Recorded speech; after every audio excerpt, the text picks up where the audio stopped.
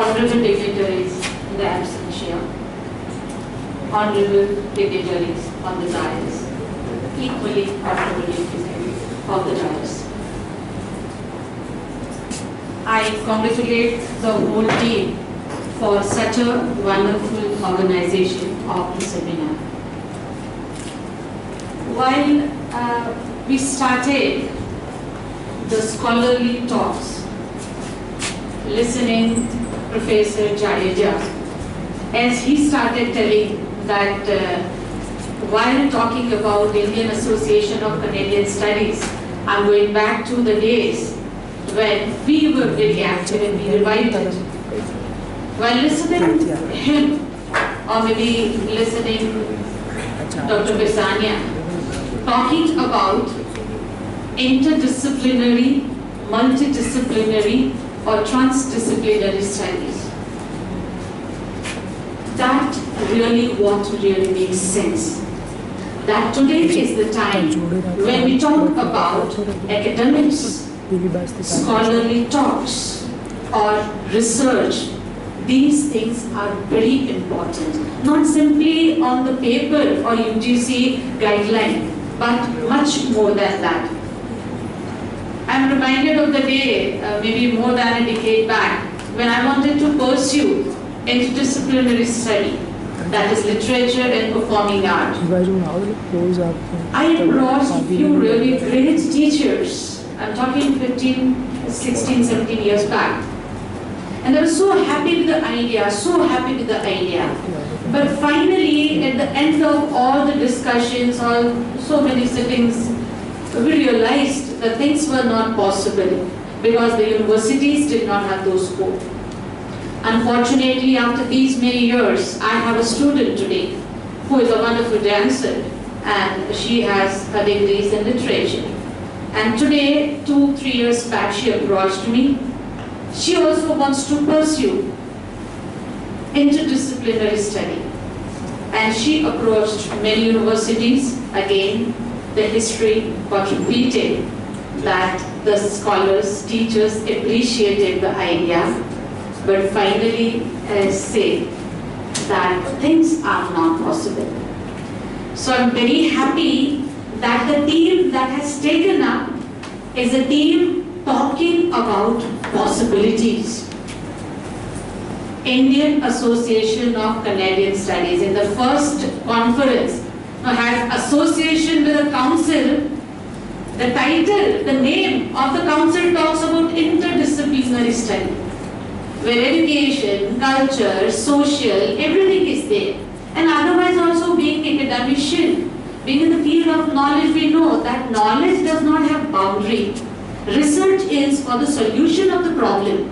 If too many research works, theses, dissertations are there, but the society keeps on facing the same problems that it might have faced a decade back or maybe 50 years back, then what use of that research? Because the problems do not belong exactly to a particular field. As a teacher, as a parent, as a registrar, administrator person, or anywhere, any field, we know that any problem when pops up, it is not from the field. No, there are fields getting bigger. So I'm very happy that the association in its first conference is encouraging. You know, the seeds are there for interdisciplinary study. Today when I was reading newspaper in the morning, Dr. Padrayu Vajrajani has written about the media, mass media, and the role of communication. So I was thinking about Harold Adam Innis, a Canadian economist, 1894. He was an economist. Why I'm talking about him today? Because all of us, we belong to the universities or colleges, and he talked about the role of university and academicians. He talked about that being an economist. Secondly, he talked about the role of media and communication. Since long, maybe a decade or so, very minutely, very closely, we have been observing media, maybe electronics media, maybe social media and everything. So these things have played very vital role in the change of political, social, cultural present. Present means a present which was present before a decade and a present that we live in today. So I'm encouraged to talk a bit about Harold Adam Innis and his theory of communication.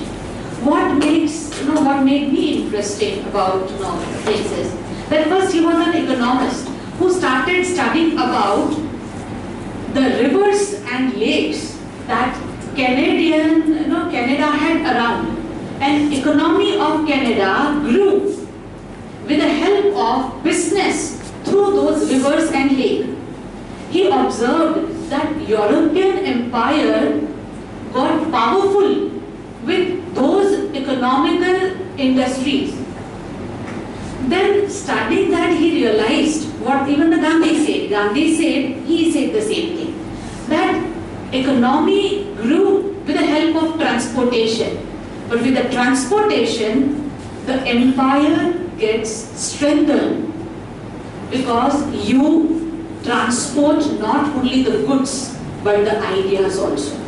And when you transport the idea, at that time it becomes easy to dominate someone with the help of those ideas. As an economist, later on, around 40-50 years later, he started studying one of the most important industries of pulp and paper in Canada. His interest grew rather than industry in pulp and paper, the newspaper, journals, magazine and advertising as communication. Then studying that, he realized that this is again an industry based on knowledge and information. With the help of information and knowledge, people are ruling others. And how? Then his study got diverted towards communication theory. Writing about him, the biographer Paul Hare writes that Innis followed, I quote, I quote, Innis followed pulp and paper through its subsequent stages, newspapers and journalism, books and advertising. In other words, from looking at natural resource-based industry, he turned his attention to a cultural industry in which information and ultimately knowledge was a commodity that circulated, had value, and empowered those who controlled it. Now again, we can compare what he said with cultural imperialism theory by Herb Skiller. Herb Skiller, why do I say all these things? Because we can see that whatever happens in Gujarat, few days back I had been to UGC. And there also people were talking about what happens in Gujarat. You read one newspaper and you see the one face of some event. When you read the other newspaper, it is a comparatively very different, contradictory face of the same event. While reading full page of some newspaper, we say, good, really good. Though it is, paid news, but good. So, we are passing through today what that Canadian theorist said. We have been observing, witnessing that. Now in cultural imperialism theory, which states that Western nations dominate the media around the world. The pulp and paper. Now paper is moving with knowledge, information and authenticity. Then again Innis says that universities are the center of the knowledge. Then it is their responsibility to control that power. Where there is knowledge, there should be the power. In fact, it should not happen that where there is a power, the knowledge should go there. So, he tells that, he talks about various types of communication. First, oral tradition and written tradition. He says oral tradition should be in the center in academic organizations rather than written. So at universities, colleges, there should be more oral tradition because oral tradition is more knowledge-centric. Then he talks about two types of communication. First is time binding, another is space binding. Now you see, when we observe leaders, political leaders or maybe social leaders or maybe entrepreneurs, they are really following this strategy, this theory. Time binding and space binding communication. First communication is time, it continues. If we visit any sculpture, things written on stones, those things are comparatively long-lasting. And long-lasting communication, that is time-binding and that creates culture. So people who are really concerned, and again there the responsibility is on the university, that when you wish to really create a culture, the communication should be time-binding, it should be long-lasting.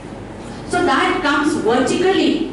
That communication is vertical. Another is space-binding. So at a time that maybe newspaper or maybe social media, I visited church at Goa and I do remember what was written there. But I forget what was written in 5, 7, 10 days back newspaper or maybe some on social media, FB or something. So they cover a lot of space. They cover space but they fail to comparatively longer time. They don't last long. So when university thinks appropriate, let the things be more culture-based, long-lasting, time-binding simply rather than space-binding. Then he talks about another thing, that when any leader, any representative wants to attack the culture, he or she will attack from both the sides. That is time-binding and space-binding communication. Covering too many places at a time, dominating too many minds at a time, and second, remaining in those minds for quite a longer time. So this is what he said. And again, I would sum up in very brief that universities should observe, evaluate and motivate the culture-based communication rather than simply space-based, space-binding communication, because that's really what's going to make change the society. And so he also talks that let there be more literature written. Plato, how from Greek to the torch went to the rope. He said because the type of communication changed, so again the ruling party changed. So when the right people have to rule, there has to be combination of these things. And the role of the universities, teachers, is that they encourage more of writing, which is really to be permanent writing, rather than simply writing that survives for some days, maybe some months, and then forget it forever. So I really wish that the association members and many more such programs would encourage us to have more responsible towards our duties of academics or maybe researchers, and would really encourage interdisciplinary, multidisciplinary and transdisciplinary research. I thank the organization for inviting me. Thank you very much.